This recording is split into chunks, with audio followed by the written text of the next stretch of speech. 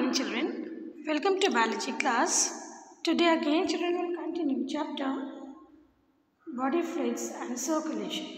In a previous class children we have learned about RBCs or the red blood cells. Now today we are going to learn about the WBCs or the white blood cells or the leukocytes. Now these WBCs or white blood cells, they are known as the mobile force of body defense mechanism. They are colorless, nucleated, rounded or irregular amoeboid cells. Their number varies from 6,000 to 9,000 per milliliter of blood. Now WBCs, they are larger than RBCs and they do not have hemoglobin. They have nucleus, they have mitochondria, endoplasmic reticulum, Golgi complex, ribosomes and centrioles. They show phagocytosis and amoeboid movement. They can squeeze out of the capillaries into the surrounding tissues and the phenomenon is known as diapedesis. Now leukocytes or the WBCs, they survive for 12 hours to 12 days. Neutrophils, they survive for 3 days and about 125 billion neutrophils they are produced each day. 1 hour cells of WBCs, they are destroyed in liver, spleen and lymph nodes by phagocytosis. New WBCs, they are produced in bone marrow, lymph glands, spleen and thymus. Now the process of formation of WBC, it is called leukopoiesis. Now there are different types of leukocytes and basically they are of two types, granulocytes and agranulocytes. Granulocytes means they have granules and they are irregular and polymorphic in their cytoplasm. That means nucleus is multilobed. Hence, granulocytes are also called polymorphic nuclear leukocytes or polymorphs. Now these granulocytes, they are of again three types: acidophils, eosinophils, basophils and neutrophils. So acidophils or eosinophils, now these are stained with dye eosin and there are 2 to 3% of total leukocytes. In this, the nucleus, it is bilobed or two-lobed. They have coarse granules. They also contains hydrolytic enzymes and peroxidases that kill large parasites, engulf bacterial toxins and they promote tissue inflammation. Basophils, they are about 0.1 to 1% of the total leukocytes and again they take up the basic stain like the methylene blue. Their nucleus, it is elongated and S-shaped with 2 or 3 lobes and they contain the granules called heparin and histamine.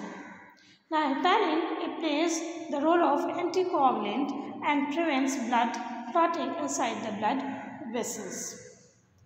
While histamine, it is an inflammatory agent and it is released in allergic response and injured tissues to dilate blood vessels. Neutrophils, basically they are more numerous neutrophils found in the WBCs. There are about 70% of the total leukocytes are neutrophils and their nucleus, they are very large and they are 3 to 5 lobed and they are highly polymorphic in nature. They are again stained with both the acidic and the basic dyes and being phagocytic in nature, neutrophils engulf microbes, remove cell debris and they play the role of scavenger and they squeeze out through capillary wall at the site of injury by the phenomena of diapedesis. Next is agranulocytes, that means the granules are not found in the cytoplasm of these cells and they are of two types, lymphocytes and monocytes. Now these lymphocytes, they are smaller leukocytes and they are about 20 to 25% of the total leukocytes. Their cells, they are round with large and rounded nucleus, and they have very little cytoplasm. There are of two types again, B lymphocytes and T lymphocytes. Now these are produced in bone marrow and thymus and in mature spleen and lymph nodes. Because they produce antibodies, they provide immunity against infection. Next, a granulocyte leukocyte is monocyte, which is the largest of all types of leukocytes. They are about 3 to 7% of total leukocytes, and their nuclei, they are large and horseshoe shaped. They engulf bacteria and worn out tissue cells. They come out of the capillary into the tissue and changes into macrophages. Now monocytes are also known as wandering cells of the blood. Now come to the functions of leukocytes. As I told you children earlier, that these leukocytes, they are mobile force or soldiers of the body, because they migrate to the site of injury and infection and fight with the invading microbes. They defend our body against the microbes and their toxins by forming the antibodies. So their functions are scavenging. That means all the injury or the infection, or the site of the injury or the infection, these neutrophils and monocytes in the tissue, they engulf worn out cells of the body and dead microbes. So they act as a scavengers. Through diabetes, these neutrophils, they migrate towards the site of infection. They squeeze out through capillary wall and engulf microbes. They also help in pus formation at the site of infection. These Wbcs, through phagocytosis, they invade microorganisms and dead cells, and these accumulate in the infected area together with exuded plasma. Now the dead leukocytes, along with destroyed tissue cells, dead and live microbes, exuded plasma form the pus. Now they also show phagocytosis. When they reach the site of infection, these neutrophils and monocytes, they engulf microbes or the foreign matter or the damaged cells. Now this process is known as phagocytosis.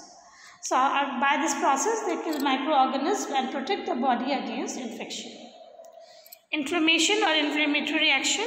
Now inflammation is swelling which is caused at the site of the injury, and the blood vessels at this point, they release more blood, making it red and hot. Due to the accumulation of the tissue fluid, the area, it gets swelled up. So here the neutrophils and the macrophages, they migrate through capillary wall by diabetes and fight against invading microbes. They also form antibodies. Now lymphocytes, they produce antibodies to kill the germs and neutralize their toxins. Now they also help in immunity, because they produce antibodies to provide the lifelong immunity against certain diseases. So here neutrophils, they are showing the phagocytosis. Now these are the bacteria and these are neutrophil cells. Now they are forming the pseudopodia, and through the phagocytosis movement, they engulf these bacteria into them. Now third blood cells are the thrombocytes or the blood platelets. Now these blood platelets, they are small, they are roughly rounded or sometimes spherical, enucleated, colorless, disc-like structures. Now the platelets, they are formed in red bone marrow from megakaryotes, and the process is known as thrombopoiesis. They survive for 3 to 7 days only, and they are disposed of by phagocytosis in the blood or the spleen. Now these blood platelets, they play a very important role in preventing the blood loss by arresting bleeding, plugging holes in small blood vessels, and by blood clotting. Now these damaged platelets, they release serotonin, which causes contraction of blood vessels at the site of injury and bleeding, and reduces instant blood loss. Now these blood platelets, they accumulate at the site of injury or cut, bind to the collagen exposed by blood vessel damage and plug manures, known as platelet plugging. Sometimes in case of large cuts or tears where plugging is not enough, these damaged blood platelets they liberate enzyme thromboplastin or thrombokinase, which initiates whole cascade reaction of blood clotting. So this is all for today, children. In our next class, we'll learn about the human circulatory system. Till then, thank you and have a nice day.